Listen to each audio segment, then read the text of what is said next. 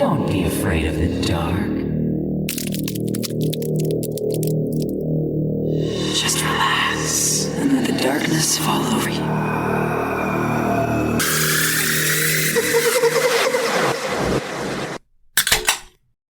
Welcome to Afraidish, a podcast where every 4 episodes we venture into a new state and take a deep dive into the history and paranormal while enjoying some tasty adult beverages. From ghost sightings to hauntings, urban legends and cryptids, let's get weird and afraid-ish together. Hi, I'm Paul. And I'm Ashley. Welcome to episode 17, or episode 1 of Texas. Woo woo! So, today we actually are drinking Some alcohol. Yep. I'm drinking Super Bloom by Great Escape Beer Works, one of my favorite places to go for beer. And I have, funnily enough, I just realized before we sat down to record, the beer that I'm drinking, we purchased while we were in Texas last May. It's from a brewery called Grain Theory. And it is a Mexican lager called Desert Cruiser. I had it while we were there. We went to the brewery and it was really good. So they sell it in cans. And we took a couple. You drank yours almost immediately after we got back. And mine's just been like chilling in the fridge. Yeah. For almost a year. And tonight we just came back from hanging out with some friends. Yeah. It was a lot of fun. There's this new spot in town at a local coffee shop. It's like a game room for adults. Yeah, it's the coffee shop is Classic Rock Coffee, and then in the back is the classic yard. Yard, yeah. It was pretty fun. Yeah, it was a good time. So I've got a few beers in me, so I should be relaxed tonight. Yeah, and I've got herbal stimulation. I don't know. Weed. It's legal here in Missouri now. Yeah. All right, so let's go ahead and get into 5 fun facts about Texas. Okay. 5 fun facts. Number 1. Dr. Pepper was invented in Texas in 1885, created by Charles Alderton, a pharmacist at Morrison's Old Corner Drugstore in Waco. Fun. You hate Dr. Pepper. I hate it with a passion. I don't get it. Dr. Pepper and Coke. I can't. It's amazing that we can cohabitate together. Because I fucking hate Pepsi. I'm a Pepsi Zero fan. Blech. Anyways, Alderton was inspired by the scent of the drugstore, a mix of fruity syrups, and decided to make a carbonated drink to match the smell. Fun! The recipe is a secret and is kept in 2 halves in safety deposit boxes in 2 different Dallas banks. That's excessive. Yeah. Dr. Pepper was first nationally marketed in 1904 and is now sold worldwide. The Dr. Pepper Museum, located in the 1906 Artesian Manufacturing and Bottling Company, is an excellent stop if you're ever in Waco. Cool beans. Number 2, 7-Eleven traces its origin to Dallas in 1927 when the Southland Ice Company began selling food in its stores and called the business Totem Stores. Huh? They changed their name to 7-Eleven in 1946 to advertise their new store hours. 7 to 11. Yeah. 7 a.m. to 11 p.m. Whole Foods was founded in Austin in 1980 and, at the time, was one of only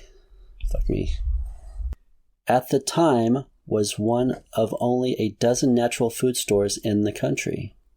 You mean whole paycheck? Allegedly. Yeah. Number 3. The first frozen margarita machine was invented in Dallas. Nice. Was that Margaritaville? No. No? Restaurateur Mariano Martinez drew inspiration from the Slurpee machines at 7-Eleven, adapted a soft-serve ice cream machine to make frozen margaritas, and called it the world's first frozen margarita machine. It is now displayed at the Smithsonian National Museum of American History. In D.C.? Yeah. Wow. I've been there. I don't remember a frozen margarita machine, but I was also in 8th grade, so either I don't fucking remember it or they didn't have it then. But that's kind of cool. Number 4, the largest known bat colony in North America is located in Texas. Hey there. What? I said, well, hey there. Yeah. Located in Bracken Cave, the largest known North American bat colony has over 20 million bats, which is more than the entire human population in Mexico City. Wow. The largest known urban bat colony is in Texas over Lady Bird Lake in Austin. Wow. That's crazy. Interesting considering Texas has, worse mosquito problems than we do. Yeah, that's true. And bats eat mosquitoes. You'd think that they... Well, maybe in that region they don't have... Maybe. Yeah. Number 5, Texas uses its own power grid separate from the rest of the United States. Mm-hmm. The U.S. has 3 power grids, one for states east of the Rocky Mountains, one for states between the Pacific and the Rocky Mountains, and one for Texas. Mm-hmm. And we know how well that did them. Oh, yeah. The Texas power grid was established during World War II to ensure all Texas factories producing critical war supplies were self-sustainable. Back then, I see the reason, but nowadays, they're just stubborn. Yeah. Well, in my story, we will get to the Texas power grid. Okay. This place doesn't have a lot of paranormal activity, but it does have some. So let's get electrified with the history of the Swenson House in Abilene, Texas. Whoop whoop! Where my sister lives. Yeah. And we visited this place. Yes, we did. In, last May. When we went to Texas, the same time I bought this beer. Yeah. Whenever we saw my niece graduate high school. Yes. All right, let's learn about William Gray Swenson and how he met his wife. Okay. William Gray Swenson, businessman and land developer in Abilene, the son of Swante Johann and Kizzy Chapman Brown Swenson, was born on December 8th, 1879, probably on the family's sugar plantation in St. Mary's Parish, Louisiana. Mm-hmm. His father was a Swedish immigrant. Mm-hmm. The family moved to Austin, Texas in 1880, where Swante Swenson redeemed railroad scrip for 500 sections of ranch land in Jones, Throckmorton, and adjoining counties. I was wondering what nationality the name Swanty would come from. So, yeah. Swedish? Okay. Swedish, yep. Swenson grew up in Jones County and Abilene, where the family moved in 1883. He attended private and public schools in Abilene. At Southwestern University, he learned the highest grade average. Nope. He earned. I thought that's what you said. Is it? Did you say earned or learned? Learned. I might have said learned. I don't know. I've been drinking. I don't remember anything. You're fine. He earned the highest grade average on record. Excuse me. Excuse you? Studied engineering and Greek. Interesting. And collaborated with Professor Robert Stewart Heyer in building the wireless telegraph 2 years before the Italian inventor Guglielmo?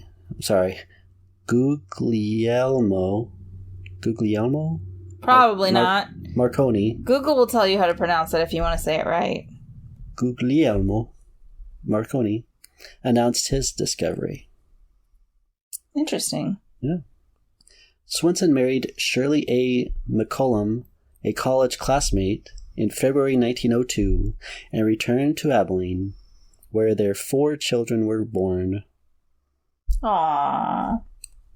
In 1902, Swenson became a founding director and the first cashier of Citizens National Bank of Abilene. Uh-huh. local associates, he purchased ranches to divide into farms for settlers. Huh. When a bank failure jeopardized Abilene's electric service in early 1905, a group of local businessmen, including Swenson, reorganized the utility companies. Interesting. Yep. Swenson became chief of operations for the two newly formed companies. Why do I not remember this?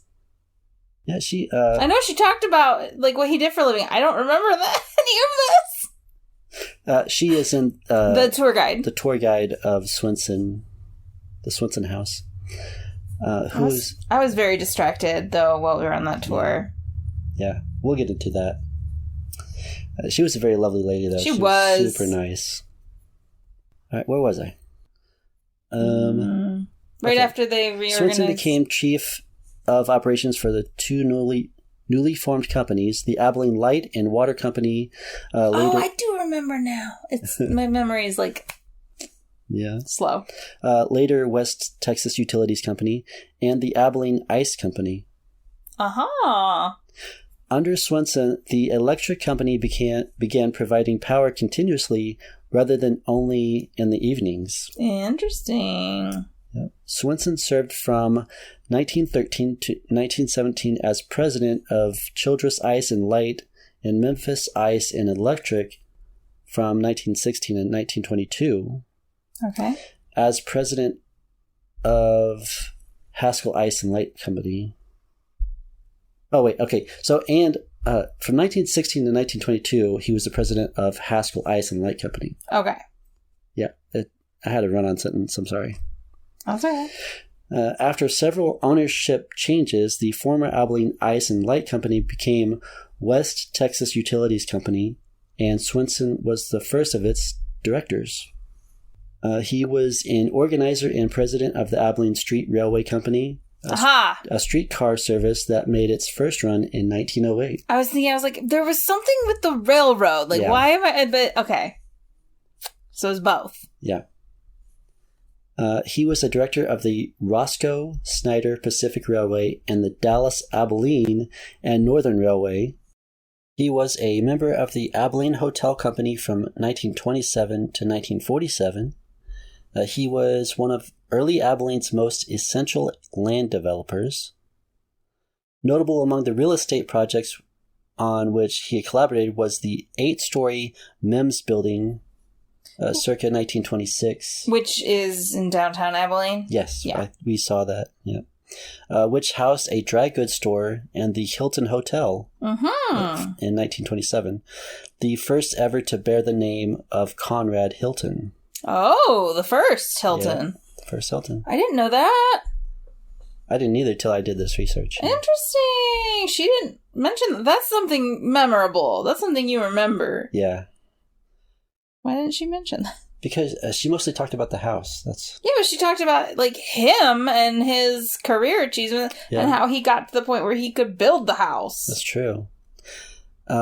His civic contributions included 8 years of service on the Abilene School Board and a year in 1923 as the Chamber of Commerce president. He also served for a time as president of the Abilene Improvement Company. He was a charter member and significant financial contributor to St. Paul Methodist Church. Okay. So he was a huge...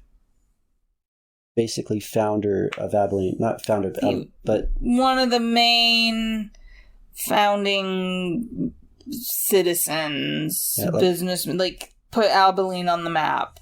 He did a lot of really good stuff. Like the Hammonds are here in Springfield, like everywhere's fucking named after them. Yeah, but the Hammond, don't get me started on Mr. Hammond. Well, I'm just saying, like I'm making a comparison here. Yeah. So now let's get into the Swenson Forever Home. Completed in 1910, Abilene architect William Preston designed this 2-story brick home for the family of William Gray and Shirley McCollum Swenson. It was built on the 58 acres of land W.G. Swenson purchased for his family. That's a lot of fucking land. He would sell off parts of his land for more town development, though. Well, yeah. The house is now currently in the middle of town. Yeah, it is. The 2-story Swenson House is a gorgeous, expansive, well-designed rectangular home on a 2-acre city block. Honestly, it is so beautiful. I'm going to have pictures, and it's amazing. It's stunning. It's sick. And the pictures that I'm going to post are actual pictures that we took. Yeah. So I don't have to look for pictures online. The 2-story Swenson House is I already said that shit. Sorry.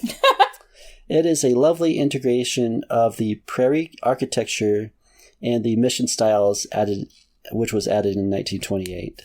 Yep. This home features prairie style, the broad overhangs, and long horizontal lines. There is a large front porch with a balcony on the porch roof. Yes. Yeah, did we go out on that? I think we did. Or at least we looked at it up on the second story. I don't remember. Yes, we did. It's enclosed. Yeah, it's enclosed, yeah. It's a sleeping porch. That's right, yeah. I was like, we didn't really go outside on the second story. I forgot it was an enclosed porch on the second story. It's a sleeping porch. That's what it's called.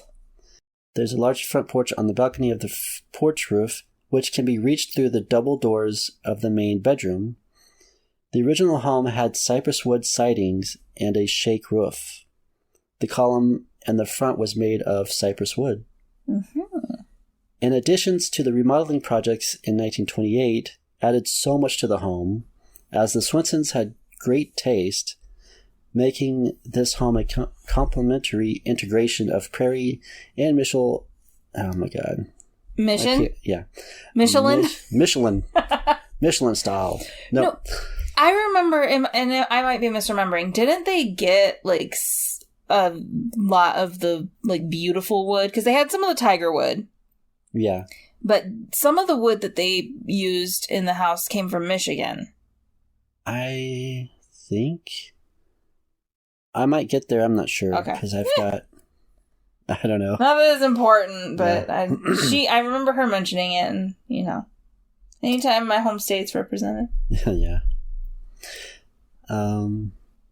Swenson's had great taste, making this home a complementary integration of prairie and mission architectural styles. Mission style elements include a quatrefoil window and a curved dormer over the front entrance. Mm-hmm. Yeah. That window. It is so beautiful. The visitor sees a grand staircase in the middle of the foyer. At the top of the stairs, the landing and open hall walkway go around the staircase. That when you look into the front door, you walk in, you immediately see the staircase. Stairs go up. Yes. And then there's a landing, and they split off to the left and to the right. Basically, the walkway walks the entire... all the way around. Yeah. And, oh boy. Yeah, we'll get to that. Yeah. The wood spindles travel around the second floor open hall walkway, which is so beautiful. In 1928, the cypress sidings were replaced with buff brick veneer, and the exterior cypress columns were replaced with brick. The shake roof was replaced with clay tile. The porch on the south side was enclosed, and a sunroom was added. That's the sunroom. Yes. You were talking about, yeah. Yeah. The common space on the first floor is used for social events paid for by private parties. The house can accommodate a sit-down dinner for 110 people. Jesus. The outside garden area with the grape arbor also can be used for events during nice weather. Yes. William and Shirley raised their 4 children there. W.G. Swenson died in Abilene on August 29th, 1969, and is buried in the Elmwood Memorial Park, Abilene, and Shirley died in 1974. Their grown kids held onto the house and its property. They tried to maintain it until 1986, when they handed over this historic, expensive to maintain treasure to the Abilene Preservation League, mm-hmm. who eagerly took on the challenges of the marvelous Swenson House. And they are doing a really good job of upkeep and all that. It's very beautiful. And they're keeping up with the garden area. Yes. That's pretty nice, too.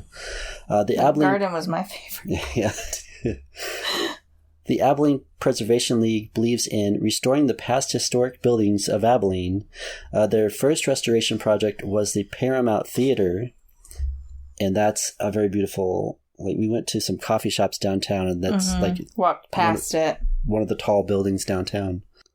Their first restoration project was the Paramount Theater, which changed the fate of the Grace Hotel as the successful Paramount Theater drew people to downtown Abilene once again. After stabilizing, restoring, and renovating this historic treasure, the Abilene Preservation League put this property to work, hosting social and civic events inside the home and on its outside property.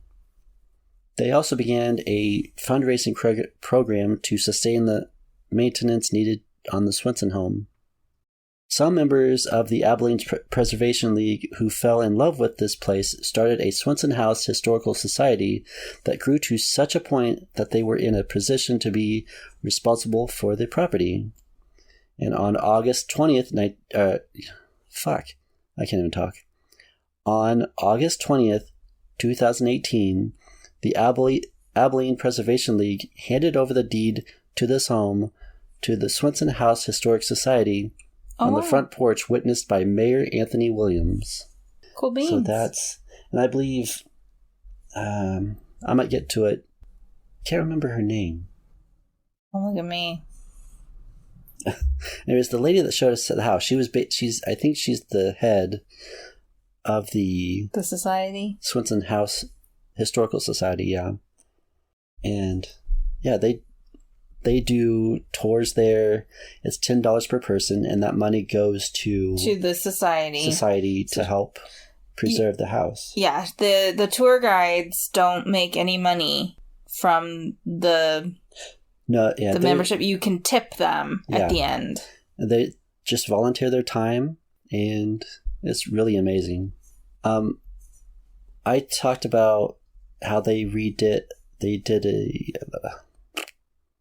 another house, but it was it torn down or burned down? She talked about, and they brought a bunch of stuff from that house and put it in the Swenson house. I don't remember that. And it was they were taking care of another house, or something happened. It was another historic house. Something happened to it, and they brought up like a bunch of furniture and stuff. Furniture, and I saw a dress. She said that dress came from that house. Oh, because they lay out stuff for there's dresses laid out over the beds as if the daughters are getting ready for a party or something. I mean, it's set up very well. It's set up to look all the furniture came from donated stuff. It's not original. Antique stores. Yeah, none of the furniture is original to the house. There's a few things that are original, like the plaque. Remember, there's the Swenson family crest. Yes. Oh wow!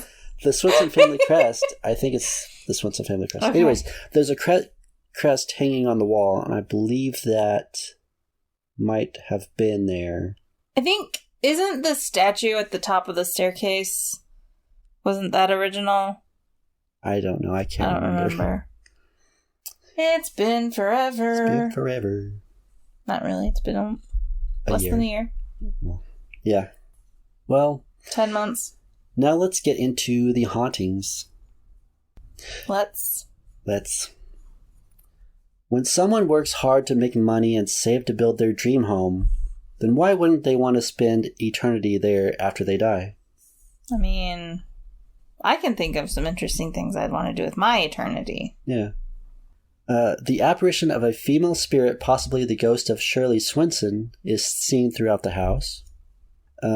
She built this house with her husband William and lived there until she died. This spirit is gentle and benign, a very polite soul who doesn't mind sharing her house with the living. Probably because she was involved with many activities and enjoyed social events while alive. Yeah. She makes her appearance as a lady dressed in gray, so the Gray Lady. There's always a gray or white or blue lady. Yeah. So she's the gray lady. Her apparition is mostly seen floating up and down the staircases. Mm-hmm. Doors open and close by themselves. Windows also open and close. Mm-hmm. To help get the air to flow through the house, she is said to rearrange... Wait, nope. I don't know why I put a period between this. Windows also open and close to help get the air to flow through the house. That's what I meant to say. Okay. She is said to rearrange items to her liking. Like if somebody's in there messing with stuff, she'll rearrange it to where she likes it. Somebody brings in a new chair or tchotchke. Yeah. The lights go on and off by themselves. Mm-hmm. She also enjoys a favorite room, a favorite chair, her garden, and the social events there, as many other spectral ladies of the house do. Many other? As many other spectral ladies of their respective houses. Oh, okay, not that house. Yeah. I was like, are there a lot of female ghosts there? You just mean like... I wrote this really weird. Whenever the lady of the house, depending on the house. Yeah. Okay. The Swenson House has long been on the city's haunted house tours. So, I guess Abilene has haunted tours, and you go through like different locations, and Swenson House happens to be one of those. Why didn't we do that?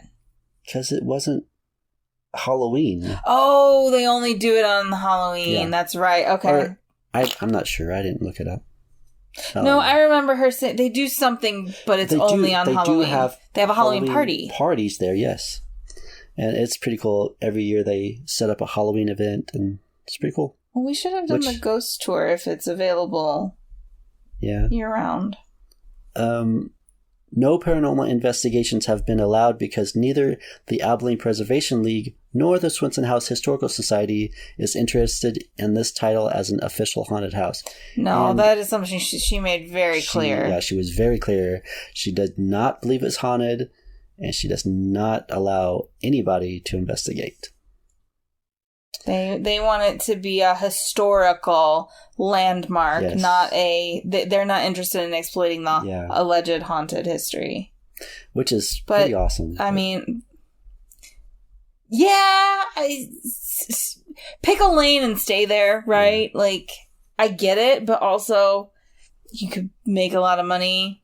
Yeah. But also, that's kind of exploitative. Yeah. Well, but also... What isn't? Yeah. During Halloween, Swenson House hosts a family-friendly haunted house event with actors in spooky costumes and a scary atmosphere created by creative people. Activities are planned on the house grounds as well. And they do a lot of awesome stuff. So, if you could stay overnight at the Swenson House, would it make you afraid-ish? No. Yeah. So... Like we said, we toured there, and do you want to talk about your experience? Well, it wasn't so much an experience, per se. Like, I think your niece had a little bit more to retell. But also, she was looking through everything, drawers and stuff, and she got a little talking to, like... She got... snipped at somebody. She was snooping. They didn't want her snooping. Yeah. There were certain things that I was like drawn to. Like I had I have ADHD. I have a really hard time focusing already, but I had a really hard time paying attention to the tour because I just wanted to wander the house. Yeah. And I was very drawn to what ended up being Mrs. Swenson's like favorite areas. Right. So like the enclosed porch area. Yeah. That was like, I felt really nice there. The window, like I kept looking at that. Yeah. Like, I didn't really enjoy my time in the study, which that was kind of his that was Mr. domain, Swenson's his office. Office, yeah. the upstairs was kind of weird for me. The balcony, the walkway upstairs, like it's open and it goes around the entire perimeter, like we said before. And it's a 150-ish, I don't know, I'm not mathing. It's over 100-year-old house. Yeah. So things are like slanted. The railings are much lower than they probably should be. And the whole entire time, like whenever we were walking around the thing, like I just was like, stick as close to the wall as you possibly can because you don't want to fall off this thing. Like it was like I was actually like very afraid of falling off the thing. And didn't somebody fall down the stairs? No. Not that I know of. Okay. I mean, I don't know if it was that feeling or like, because you could kind of tell like we were being watched, but like just out of curiosity, like why were we there? What were we doing? Does that make sense? It wasn't even like, why are you here? It was more like they were just like, hey, there's people. Let's be with the people. Yeah. Like they were interested. Yeah, it kind of felt like somebody was watching you, not the tour guide, but like something behind us, or like basically walking with us just to basically they're taking the tour. Yeah, probably like critiquing her. Yeah. But no, like I never felt explicitly bad. There were areas where I felt more comfortable than others. And like I said, I didn't particularly enjoy being in the study, his office, but it wasn't like I need to get out of this room. It was just like probably like a masculine. Women weren't really allowed in that room to begin with, kind of a thing. Like, why are there women here? Was the feeling I got. So but the garden. That was so the beautiful. Garden. I didn't want to leave the garden. Yeah. I did not want to leave the garden. And that was one of her favorite places to be. Like, so. Every time, like, we would get close to going, like, we would, like, the back door in the kitchen when we stepped outside to look at the coal door. Oh, yeah. There's a coal door and an ice door.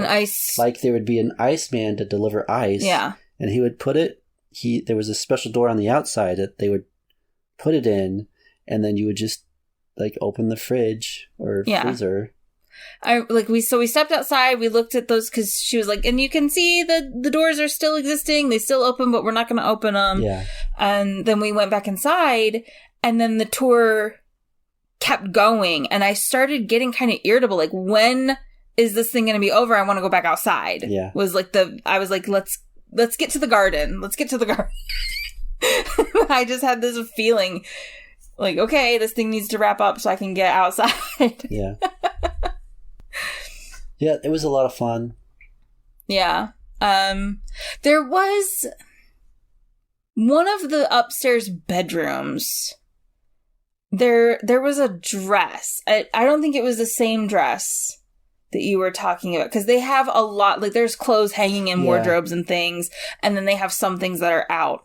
But there was a dress up there that I did not like. And it was a beautiful dress, but I was just like, I hate that dress. I don't like that dress. There's something wrong with that dress. Yeah. There's a lot of, like, I don't know. But yeah, like you said, a lot of the stuff in the house, none of it almost is original to the house. Yeah. None of it was anything that the Swensons would have had in their day-to-day lives. And, you know, as somebody who regularly thrifts and antiques, if you're not cleansing your items when you're bringing them into your house... different energies combining with other energies. Yeah. Some people, like, I've heard stories of people buying, like, pieces of furniture that are haunted and having, like, really not great experiences. Just cleanse your shit. Yeah. If you buy pre-owned shit. Yeah, there are a lot sage, little salt. Yeah. Sound, give a sound bath, whatever. scream at it. I wouldn't do that. No, there are a lot of original photos and stuff like that, which is pretty cool. You can see the whole family.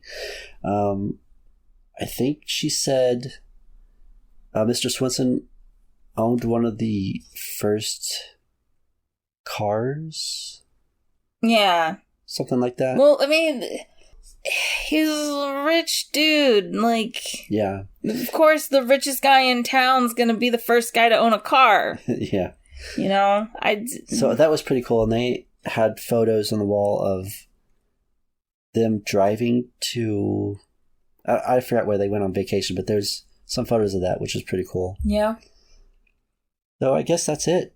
It's the Swenson House. In Abilene, Texas. Yep. We'll continue 3 more episodes of Texas, and then we're going to come back to Missouri and do some local stuff. I'm still going to have fun facts, and we'll just expand from there and see what happens. Yeah, I think,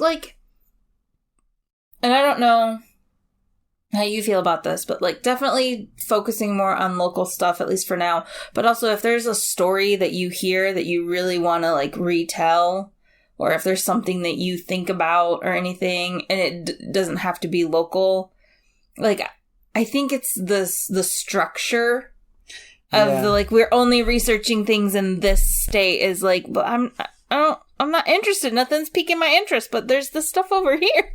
Yeah. That I wanna learn about and talk about. So yeah, we'll see what happens and see if everybody likes that. Yeah, I mean, you pivot. If you guys have any stories of any local, or if you took a trip somewhere. Yeah. Just any personal experiences whatsoever. Or if you know anybody who does, family members, friends. Email me at afraidishpodcast@gmail.com, Instagram and Facebook at afraidishpodcast. Again, the website is down for now. Hopefully I'll have some time to figure that out. Websites are a pain in the ass, man. Just trying to figure out what to do without spending a lot of money on... Well, and as somebody who has officially designed 3 websites at this point, not counting Blogspot blogs, they're a pain in the fucking ass. Yeah. They're, oh my God, I never want to do it again. Yeah. All the links will be in the show notes. Also, rate and review on Apple Podcasts and rate on Spotify. And I hope you enjoyed this episode. Yeah. And as always, don't be afraid of the dark. Be afraid-ish. Fuck me, I fucked this up this time. You fucked it up last time. I did. Shit. Anyway. And as always, don't be afraid of the dark. Be afraid-ish of what's in it. Bye. See you next time. Bye.